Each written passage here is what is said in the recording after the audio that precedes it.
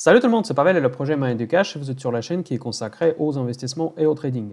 Dans cette courte vidéo, nous allons parler du Tesla qui vient de rejoindre l'indice S&P 500. C'est l'indice principal au monde, le benchmark de la bourse mondiale, on peut le dire, on peut l'appeler comme ça.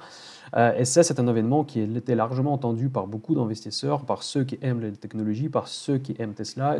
Et c'est une très bonne nouvelle pour ceux qui ont cette valeur dans leur portefeuille. Avant de commencer, comme d'habitude, je vous invite à vous inscrire à la chaîne pour ne pas rater mes prochaines vidéos, mettre la petite cloche pour être averti quand je publie de nouvelles vidéos. Et encore une fois, des likes, c'est super important pour moi pour faire développer la chaîne gratuite où je vous délivre de manière très transparente les informations que j'espère utiles.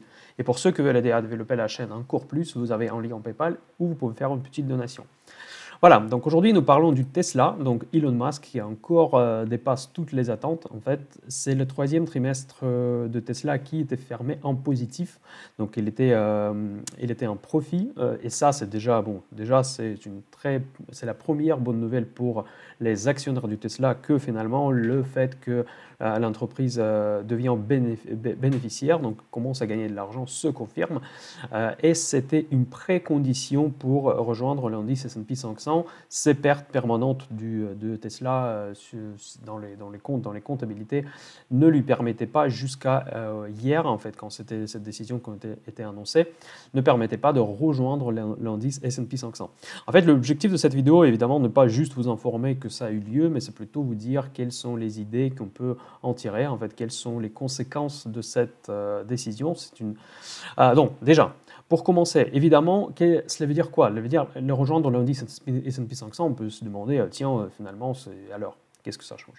En fait, c'est quand même très important parce qu'il y en a énormément d'indices, il y a énormément de fonds qui traquent les indices et surtout S&P 500. Donc la plupart des indices, en fait, le plus grand nombre de fonds utilisent l'indice S&P 500 comme son benchmark principal. Donc par leurs règles, en fait, ces fonds, ils sont obligés de détenir les actions de cet indice et donc automatiquement, il devrait y avoir un flux d'acheteurs sur la valeur Tesla. Voilà, donc ça, évidemment, c'est le point de vue positif. Mais encore une fois, ça, c'est la théorie. Donc effectivement, en théorie, ça devrait créer un flux acheteur sur cette valeur. Mais, il y a un grand mais. C'est que cette décision était quand même largement anticipée. Donc on avait déjà évoqué cette éventualité que Tesla allait rejoindre S&P 500. Elle est déjà largement anticipée par les marchés financiers. Il y a beaucoup d'investisseurs, beaucoup de spéculateurs et des particuliers qui ont acheté cette valeur justement avec un objectif que profiter de cette nouvelle qui sera un jour annoncée que voilà, Tesla fait partie du principal indice mondial. Donc là, cet événement a eu lieu hier, donc aujourd'hui c'est en fait, et ces investisseurs sont susceptibles de prendre les profits au moment donné que cette nouvelle devient en fait. Donc c'est comme la règle, c'est une ancienne règle du trading et qui marche toujours très très bien, c'est donc il faut acheter des rumeurs et vendre des nouvelles. Donc, à très court terme, effectivement, ça devrait créer un flux acheteur très fort, en fait, parce que évidemment, les investisseurs les fonds devront se positionner sur actions Tesla pour être compliant par rapport à leur document de référence, parce que pour chaque fonds, vous avez un document de référence qui explique la stratégie, et c'est là où vous trouvez quels sont les indices de référence des fonds en question. Et donc maintenant, ils devront détenir l'action Tesla. Donc évidemment, beaucoup de fonds vont l'acheter, mais au même temps, les investisseurs, les spéculateurs qui ont spéculé sur l'entrée de Tesla dans cet indice, elles vont revenir en cash grâce à ce flux acheteur. Donc du coup, ils vont vendre quand les autres vont l'acheter. Donc ce phénomène va se produire dans les jours à venir. Donc à l'ouverture, Tesla, elle doit faire vraiment des super plus hauts, elle doit réécrire ses plus hauts historiques. Et donc c'est à partir de ce moment-là, les investisseurs, et plutôt les spéculateurs qui se sont positionnés sur cette action en anticipant cet événement, vont commencer à progressivement sortir parce qu'ils sont largement en bénéfice. Donc, et du coup, il faudra suivre l'analyse technique pour Tesla, ce que nous allons essayer de faire maintenant, et pour élaborer une stratégie éventuellement possible pour cette action. Donc, comme vous pouvez voir maintenant sur le cours de clôture, elle était à 408 $.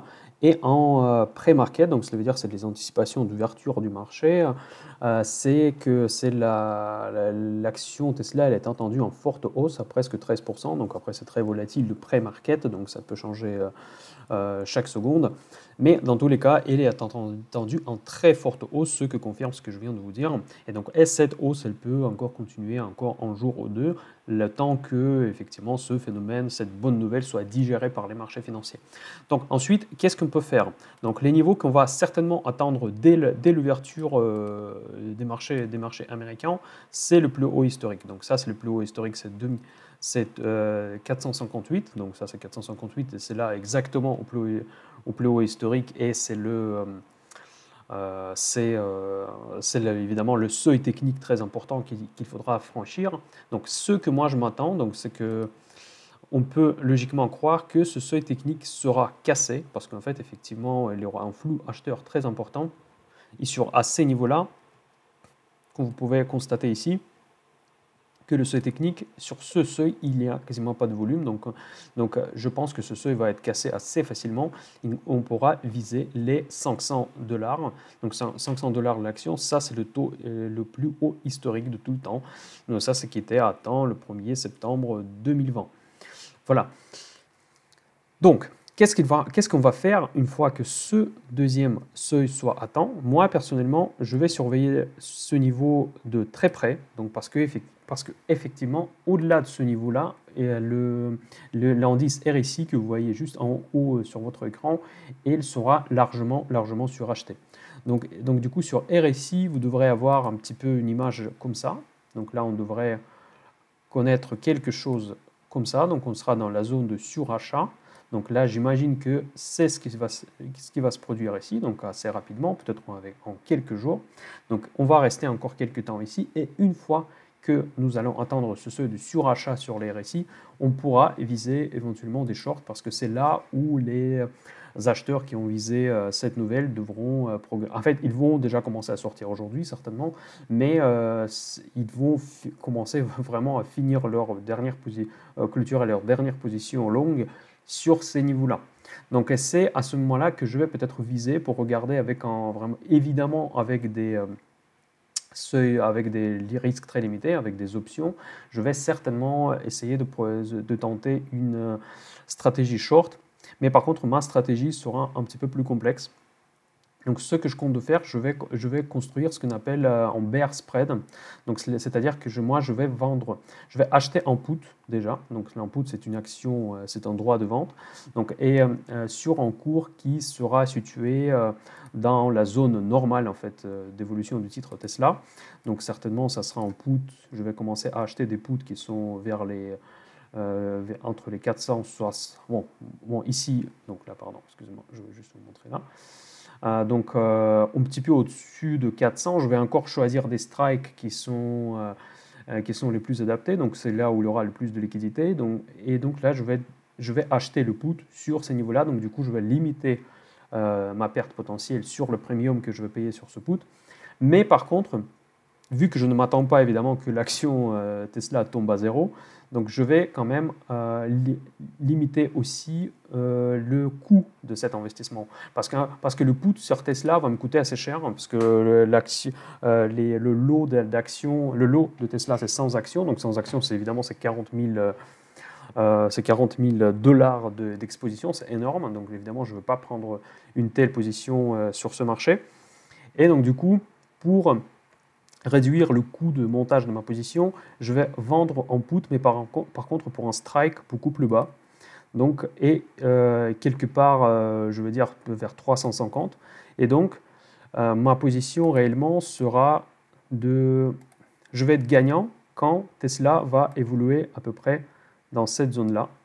Donc, dans cette zone-là. Donc là, je vais attendre que cette action se corrige dans cette zone. Donc, c'est ici que mon PNL sera positif, mais si on passe en dessous, donc si on sort de ce seuil par le bas, dans ce cas-là, je vais juste limiter mon gain, donc mon gain sera limité par ce strike de 350, si elle va commencer à chuter de manière dramatique, ce qui n'est pas forcément mon scénario, donc dans ce cas-là, je ne vais plus gagner de l'argent à partir de 350. Donc du coup, Donc du coup, voilà, donc cette position peut paraître complexe en fait pour ceux qui ne sont pas habitués aux stratégies optionnelles, mais si ça vous intéresse, vous pouvez vous regarder sur Internet qu'est-ce que c'est les bear spreads. Donc c'est éventuellement le sujet que je vais évoquer dans une académie Mind the Cash, que si je vais créer un jour une académie qui sera consacrée aux stratégies optionnelles plus complexes. Et donc c'est là où on va évoquer ce genre de stratégies très très particulières que vous ouvrent les instruments options. Voilà, donc c'est l'idée que j'ai actuellement sur Tesla. Donc j'attends son évolution, j'attends qu'elle explose à la hausse, donc dans les jours à venir. Et une fois que sur le RSI, on va passer dans la zone de surachat, je vais regarder pour construire en bear spread sur des strikes que je n'ai pas encore déterminés. Donc, mais je pense que ça sera entre 400, je vais vous dire à la louche. Donc là, je vais prendre les niveaux les plus importants. Donc on va dire à 410. Donc c'est là où je vais acheter le put et je vais vendre le call. Je vais vendre un autre put avec des strikes plus bas à 350 environ. Donc c'est à peu près là où je vais situer mes niveaux pour cette position de spread. Voilà, donc pour revenir encore au sujet principal, donc pour ceux qui investissent à long terme à Tesla, donc ça c'est probablement, moi je dirais que c'est probablement un bon moment de prendre les profits, au moins une partie de profit de votre position si vous avez Tesla dans votre portefeuille. Mais ensuite pour ceux qui sont spéculateurs ou ceux qui sont traders, donc évidemment surtout gérez votre risque, surtout ne mettez pas, si vous voulez shorter Tesla, donc il y en a beaucoup de gens qui se sont fait griller en shortant Tesla hein, quand on était à des niveaux beaucoup plus bas. Faites attention, c'est une valeur très populaire, c'est une valeur hype, c'est une valeur excellente, il y a une personne très charismatique qui est derrière, donc faites attention à shorter de telles valeurs si vous n'utilisez pas les stratégies qui vous permettent de garantir en certains montants fixes d'une perte maximale que vous allez subir. Faites attention aussi si vous faites un short simple, en fait la vente à découverte, c'est que les actions comme ça, ils s'ouvrent souvent avec des gaps. Donc vous n'allez pas pouvoir, si vous avez un stop par exemple, si vous avez un stop loss, vous n'allez pas pouvoir sortir quand les marchés sont fermés. Donc par exemple, si vous avez fait un short Tesla à $500, et si demain les marchés se ferment et il y a encore une annonce excellente et il s'ouvre à 700, c'est pas impossible, encore une fois, c'est pas impossible, ça arrive, donc vous risquez de perdre vraiment beaucoup d'argent. Ce n'est pas le cas pour les options, parce que les options vous garantissent les stops quelque part. Donc en fait, quand vous payez par exemple le premium d'une option, vous payez genre 200-300 $ du premium. Et donc, c'est le montant qui part directement de votre compte, donc c'est plus chez vous. Donc, vous avez une position ouverte que vous pouvez vendre sur le marché, mais quoi qu'il arrive, même si Tesla va valoir 10 000 $ demain, je ne vais pas perdre plus que ces 200-300 $ de premium que j'ai déjà payé. Donc, faites beaucoup attention. Si vous n'avez pas l'accès aux options, et même si vous avez accès, mais si vous n'êtes pas à l'aise, donc évitez cette stratégie. Donc soyez longue et si vous avez déjà l'action, probablement vous pouvez vous poser des questions si ce n'est pas le moment de prendre au moins une partie de vos profits.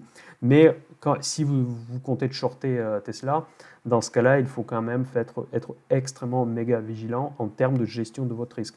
Donc je ne conseille pas, évidemment, de toute façon, tout ce que je dis sur la chaîne, ce n'est pas des conseils d'investissement, ici surtout pas. Donc ici, je vous explique tout simplement quelle est ma vision de choses. Si Tesla atteint des niveaux plus hauts historiques, au-delà vers des 500 $ l'action, c'est là où je vais tenter monter une stratégie complexe, stratégie optionnelle qui s'appelle un bear spread. Et c'est probablement un sujet qu'on va un jour évoquer dans un autre format si la chaîne Mind the Cash se développe, si elle devient plus grande, donc ce qui me justifiera d'aller plus loin pour créer des clubs d'investissement pour traiter ces sujets beaucoup plus pointu de point de vue de trading. J'espère que cette vidéo vous a plu. Mettez-moi des likes pour que la communauté grandisse, pour qu'on puisse lancer de nouveaux projets au sein du projet Mind the Cash.